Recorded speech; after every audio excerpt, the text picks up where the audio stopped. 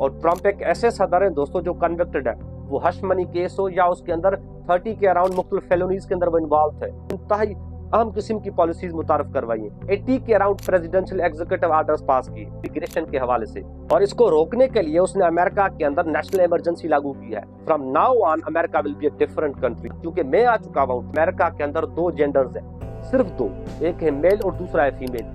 किसी को भी अबॉर्शन का राइट नहीं मिलेगा, क्योंकि ग्लोबल वार्मिंग दोस्तों इंतहाई अहम मसला है और ट्रंप एक ग्लोबल वार्मिंग से सिरे से इनकार करता। 8 मिलियन यानी 80 लाख होमलेस है, हेल्थ क्राइसिस, यहाँ पे इंश्योरेंस का बहुत ज्यादा इशू होता है। दोस्तों नवंबर 2024 को अमेरिका के अंदर सदारती इलेक्शंस होते हैं, जिसके नतीजे में डोनाल्ड ट्रंप बहुत बड़ी मार्जिन से जीत के दूसरी मर्तबा अमेरिका के सदर बनते हैं। और ये इलेक्शन 2016 की इलेक्शन से थोड़ी अलग थी।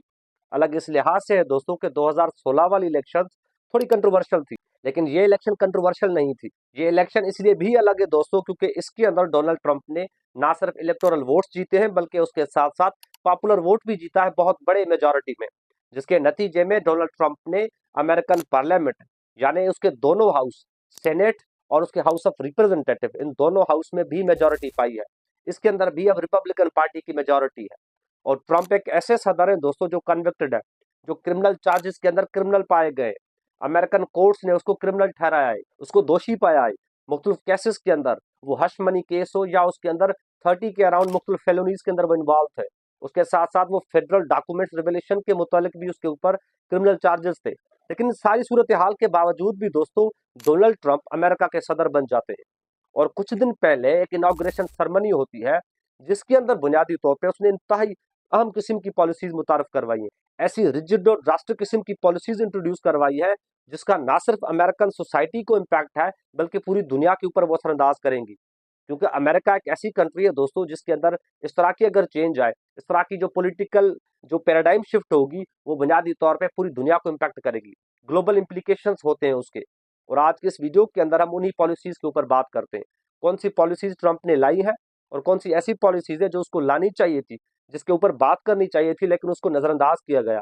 और उसके साथ साथ हम उसके असरात के ऊपर भी बात करते हैं, इम्प्लीकेशंस को भी देखते हैं कि कौन से असरात हो सकते हैं, कौन सी ऐसी इम्प्लीकेशंस है जो हमें नजर आ सकती हैं अमेरिका के कॉन्टेक्स्ट में भी, और इंटरनेशनल लेवल पे भी उसके क्या असरात हो सकते हैं। अब दोस्तों इस इनॉग्रेशन सेरेमनी के अंदर डोनाल्ड ट्रंप ने 80 के around presidential executive orders pass किए, यानी लगभग 80 ऑर्डर पास किए हैं जो मुख्तलिफ चीजों के ऊपर बात करते हैं। जिसके अंदर सबसे पहली जो उसने पॉलिसी लाई है वो है इमिग्रेशन के हवाले से। और इमिग्रेशन का इशू दोस्तों डोनाल्ड ट्रंप के नजदीक इंतहाई नाजुक है। डोनाल्ड ट्रंप की पूरी इलेक्शन कैंपेन, पूरा उसका जो रेटरिक है वो इसी चीज के अराउंड है। इसके सख्त मुखालिफ है डोनाल्ड ट्रंप। ट्रंप के नजदीक जो इमिग्रेशन है illegal, that is one of the biggest issues and threats America is facing. America के अहम मसाइल में से एक मसला इलीगल इमिग्रेशन का है, क्योंकि वो समझते हैं कि पूरी दुनिया से लोग आते हैं अमेरिका के अंदर।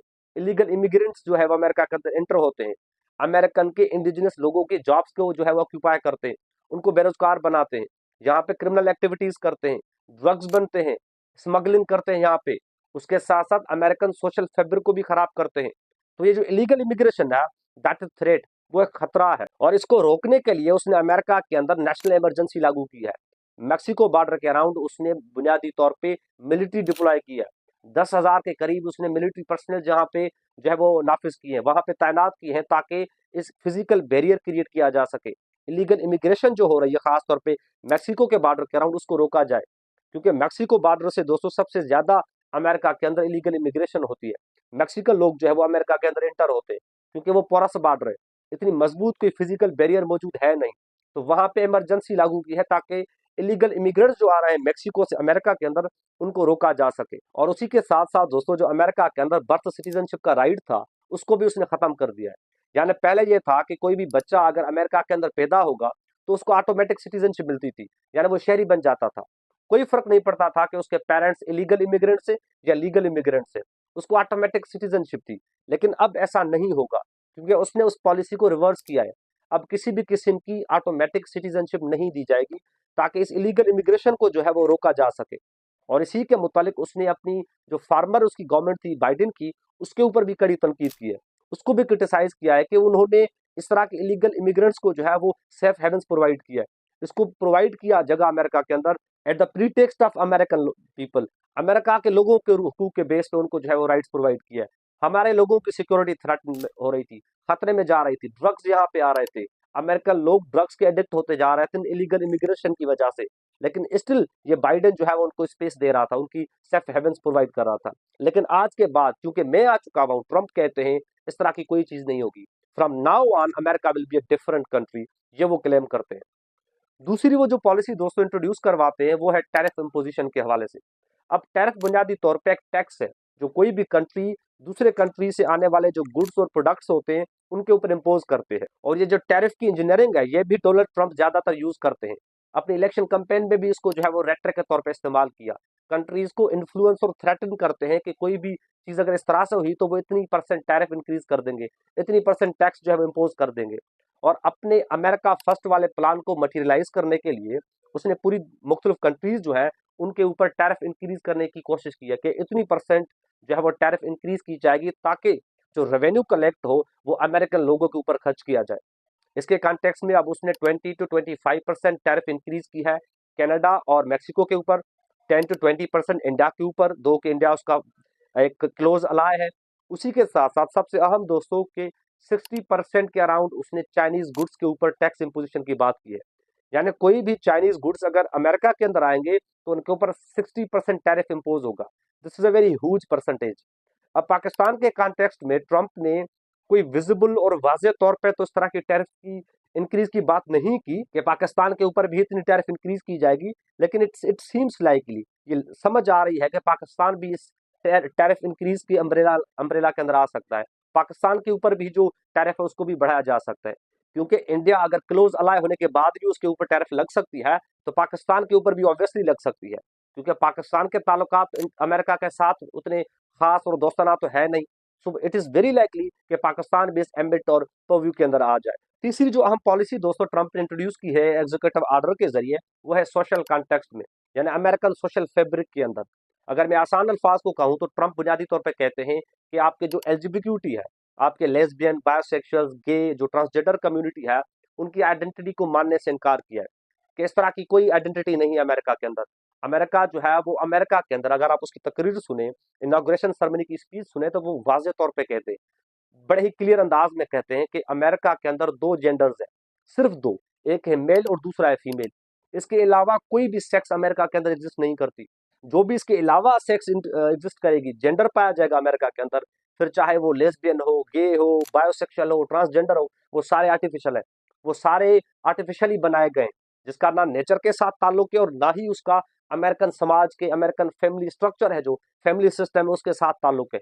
जब अमेरिकन सोशल फैब्रिक का कोई चीज हिस्सा नहीं है तो हम उसको एक्सेप्ट भी नहीं करेंगे और उसको जो है वो प्रोमोट भी नहीं करेंगे, उसको रिस्ट्रिक्ट करेंगे। तो बुनियादी तौर पे वो अमेरिकन जो दूसरी कम्युनिटीज है उनकी आइडेंटिटी को रिस्ट्रिक्ट करने की बात की है, उनको जो है उनकी बॉडीली जो ऑटोनॉमी है वो उनसे छीनने की बात की है। इसी के अराउंड उसने अबॉर्शन राइट के मुतालिक भी बात की है कि जो फीमेल अबॉर्शन राइट्स मांगती हैं, और अबॉर्शन का आपको पता होगा कि अमेरिका के अंदर एक बहुत बड़ी तहरीक है, एक मूवमेंट है अबॉर्शन के राइट्स के हवाले से। और कुछ अर्सा पहले अमेरिकन सुप्रीम कोर्ट ने जो है वो अबॉर्शन राइट पे बैन भी लगाया था। दो के अमेरिका के मुख्तलिफ स्टेट्स के अंदर आज भी अबॉर्शन राइट अलो है और कुछ स्टेट्स के अंदर इसको बैन किया गया है, लेकिन फेडरल लेवल पे अबॉर्शन राइट मौजूद नहीं है, उस पर बैन लगा हुआ है। और ट्रंप ने उस चीज को मजीद मटेरियलाइज करने के लिए ये अबॉर्शन की पॉलिसीज भी लाई है कि किसी को भी अबॉर्शन का राइट नहीं मिलेगा। उसकी वजह यह है कि वो अबॉर्शन को इक्वेट करते हैं मर्डर के साथ, ट्रंप कहते हैं। और उसने अपने लास्ट के अंदर एक टर्मिनोलॉजी भी इंट्रोड्यूस करवाई है जिसको वो कहते हैं कि फीटस पर्सनहुड, यानी आपकी जो लाइफ है that begins by the conception. जब आपकी कंसेप्शन होती है तो वहां से ही जिंदगी का आगाज होता है, और जब जिंदगी का आगाज हो गया उसके बाद अगर कोई अबॉर्शन की बात करे तो इट मीन्स को वो मर्डर करा उस बच्चे का, तो वो मर्डर के बराबर होगी। इसलिए अबॉर्शन का राइट जो है वो एग्जिस्ट नहीं करता, किसी को भी अबॉर्शन का राइट नहीं मिलेगा। इस तरह की वो रेडिकल पॉलिसीज इंट्रोड्यूस की है। अब कुछ ऐसी पॉलिसीज भी हो दोस्तों जिनके ऊपर ट्रंप को बात करनी चाहिए थी लेकिन उसने नजरअंदाज किया है, उसको बुनियादी तौर पे दीवार से लगाने की कोशिश की है। जिसमें सबसे पहली चीज जो जिसके ऊपर उसको बात करनी चाहिए थी वो थी ग्लोबल वार्मिंग। क्योंकि ग्लोबल वार्मिंग दोस्तों इंतहाई अहम मसला है, ना सिर्फ अमेरिका का, ना सिर्फ पाकिस्तान और इंडिया का, बल्कि पूरी दुनिया का एक अहम इशू बन चुका हुआ है।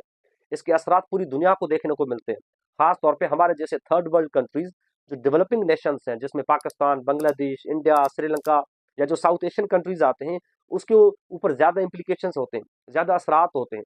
और डोनाल्ड ट्रंप का इसको नजरअंदाज करना बहुत बड़ी ग्रेव एक इशू बन सकता है। और ट्रंप एक ऐसे अमेरिकन सदर है दोस्तों जो ग्लोबल वार्मिंग से सिरे से इनकार करते हैं। वो समझते हैं कि ग्लोबल वार्मिंग जैसी कोई चीज ही नहीं है, ये तो बुनियादी तौर पे एक चाइनीज हॉक्स है, चाइनीज कंस्पिरेसी है, साजिश है, अमेरिकन इकोनॉमिक प्रोग्रेस को रोकने के लिए, इंडस्ट्रियल ग्रोथ को स्टॉप करने के लिए ये साजिश है। ग्लोबल वार्मिंग तो कोई चीज नहीं है। अब जो शख्स ग्लोबल वार्मिंग से ही इनकार करे कि ग्लोबल वार्मिंग है ही नहीं, तो ऑब्वियसली वो उसके ऊपर पॉलिसी मेकिंग क्या करेगा, वो उसके ऊपर क्या पॉलिसीज जो है वो मुतारफ करवाएगा। डिस्पाइट द फैक्ट कि ग्लोबल वार्मिंग जो है that is a real happening phenomena, एक जेन्युइन फिनोमेना है।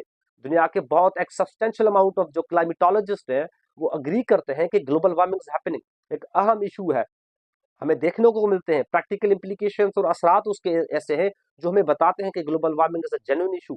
हर साल अगर आप देखें तो आपकी ग्लोबल टेम्परेचर में इंक्रीज हो रही है, आपका जो प्लानिट है वो वार्मर होता जा रहा है, वो गर्म होता जा रहा है, जिसकी वजह से आपके ग्लेशियर्स मेल्ट हो रहे हैं। उसके नतीजे में आपकी सी लेवल उभरती जा रही है, नेचुरल डिजास्टर्स यहाँ पे आ रहे हैं, फ्लड्स बहुत ज्यादा आ रहे हैं। खास तौर पे ये जो डेवलपिंग कंट्रीज जैसे मैंने पहले कहा पाकिस्तान, इंडिया, बांग्लादेश, यहाँ पे फ्लड्स किस तरह से आते हैं, वाइल्ड फायर्स कैसे लगते हैं, लॉस एंजल्स का भी करंट मिसाल मौजूद है।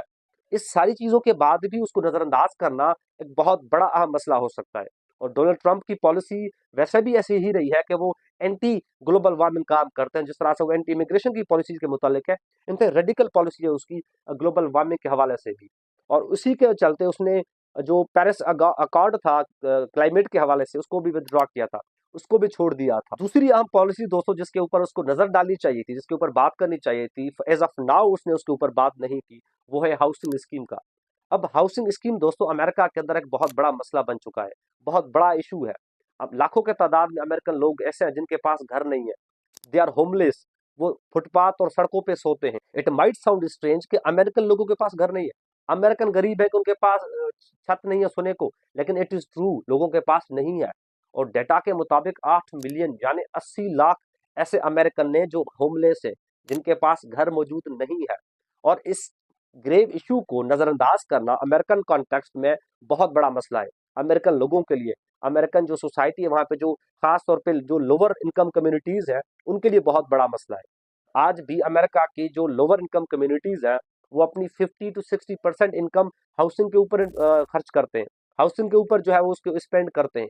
इट मीन्स कि एक तो एक्सपेंसिव भी है, और इसके ऊपर अगर स्टेट लेवल पे पॉलिसी मेकिंग नहीं होगी तो जो लोकल कम्युनिटीज है वो सफर करेंगी। दूसरा आम इशू जिसके ऊपर ट्रंप को बात करनी चाहिए थी लेकिन उसको भी उसने नजरअंदाज किया, वो था हेल्थ क्राइसिस। अमेरिका के अंदर हेल्थ का भी बहुत इशू है।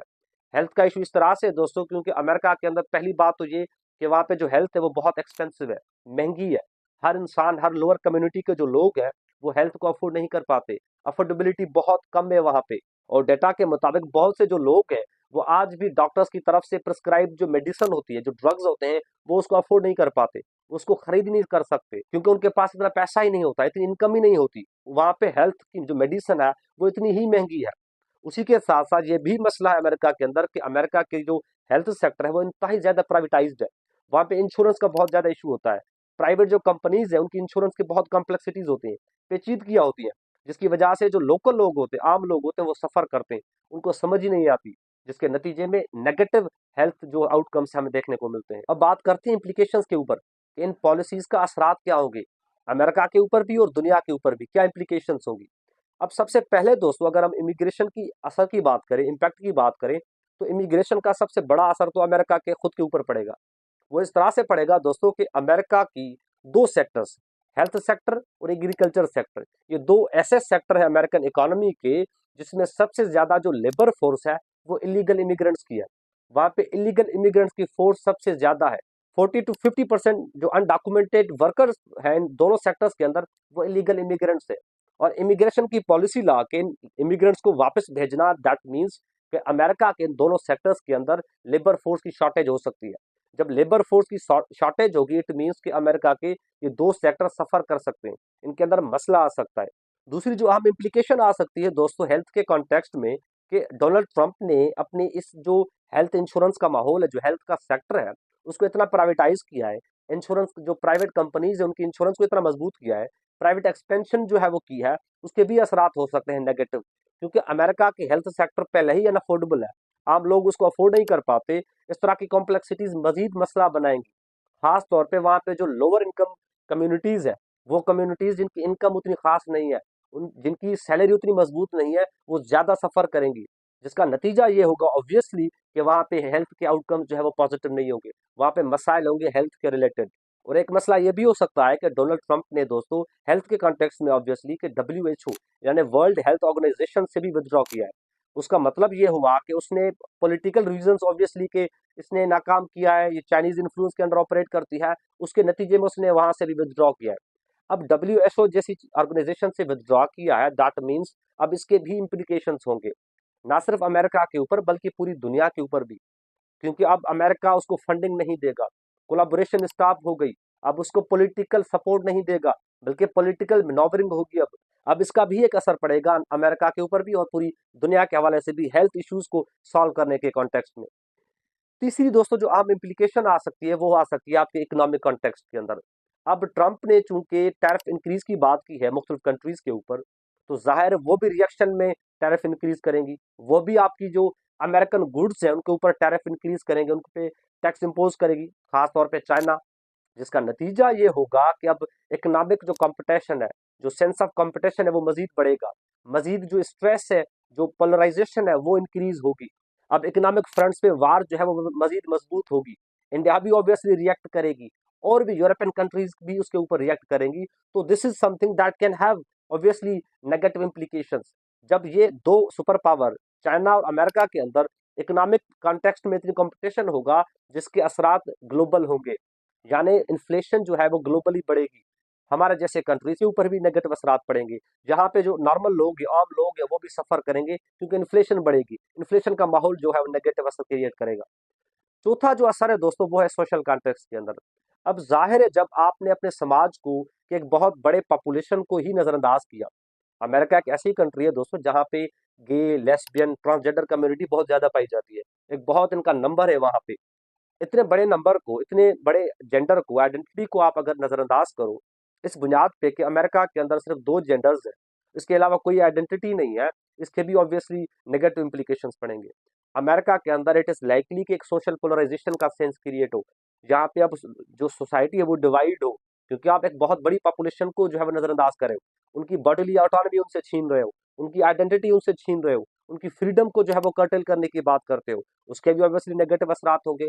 और ग्लोबली भी उसके असरात नेगेटिव हो सकते हैं, क्योंकि ये पहले ही एक ऐसा इशू है जो डेवलपिंग कंट्रीज में तो बड़ा ही स्ट्रेसफुल रहा है, यहाँ पे पाकिस्तान, इंडिया में तो इन चीजों के ऊपर बात ही नहीं होती। और अगर अमेरिका जैसी कंट्री के अंदर ऐसी पॉलिसी आए तो दूसरी जो स्मॉलर कंट्रीज है ऑब्वियसली वो भी उसको रेप्लिकेट करने की बात करेंगी, वो भी उसको इम्प्लीमेंट करने का सोचेंगी, जिसका ऑब्वियसली अगेन एक नतीजा ये होगा कि ये जो कम्युनिटीज हैं, दूसरी दूसरे जो जेंडर्स हैं, उनके लिए इशू होगा, उनकी सोसाइटी के अंदर एक स्पेस खत्म हो जाएगी, उनकी अब जो है वो उनके लिए एक बहुत बड़ा मसला ये होगा कि उनकी एक सोशल एक्सेप्टेंस खत्म होने लगी, उनके वजूद जो है वो बुनियादी तौर पे वो खतरे में आ जाएगा। तो इस तरह की जो पॉलिसीज है उनके ना सिर्फ अमेरिका के ऊपर असरात हो सकते हैं बल्कि पूरी दुनिया को वो इम्पैक्ट कर सकती है। वो ग्लोबल वार्मिंग के कॉन्टेक्स्ट में हो, वो सोसाइटी के कॉन्टेक्स्ट में हो, वो इकोनॉमी के कॉन्टेक्स्ट में हो, या इवन वो पॉलिटिकल सिनेरियो के कॉन्टेक्स्ट में हो, हर तरह से वो इम्पैक्ट कर सकती है।